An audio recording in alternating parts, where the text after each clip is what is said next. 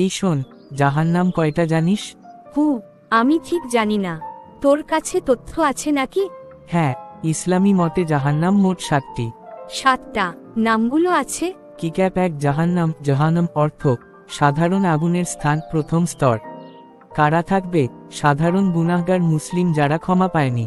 শাস্তি: দুনিয়ার আগুনের তুলনায় 70 গুণ বেশি। তিরোপাপীদের শরীর পুড়িয়ে কালো করে দেবে। শাস্তি শেষে আল্লাহ চাইলে ক্ষমা করে জান্নাতে দেবে। কিক্যাপ 2 লাজা।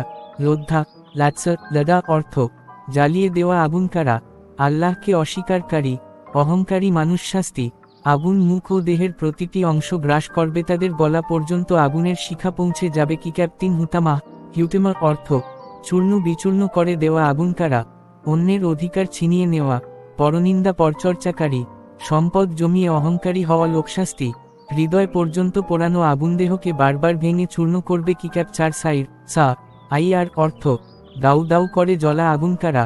সত্য অস্বীকারী, আল্লাহর বাণী নিয়ে ঠাট্টাকারী। শাস্তি: ধারাবাহিক দহনাগুনের শিখা মানুষকে চারদিক থেকে ঘিরে ধরবে। কিক্যাপ 5 সাকার অর্থ তীব্র উত্তাপ ও প্রচণ্ড আগুন। কারা?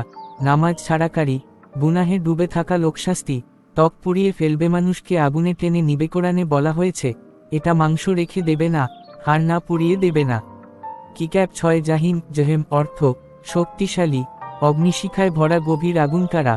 আল্লাহ ও আখিরাত নিয়ে সন্দেহকারীরা। শাস্তি: আগুনের শিখা এত শক্তিশালী হবে যে মানুষ দগ্ধ হয়ে চিৎকার করবে, তাদের খাবার হবে জাক্কুম। কিক্যাপ 7 হবে না অর্থ অতল গভীর খাদ। কারা? সবচেয়ে কঠিন কাফির, মুনাফিক ও পাপী। শাস্তি: সবচেয়ে ভয়ঙ্কর আগুন, এখানেই তাদের থাকার জায়গা হবে।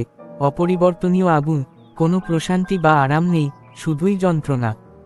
বুঝলাম। আল্লাহ যেন আমাদের সবাইকে জাহান্নাম থেকে হেফাজত করেন। আমিন।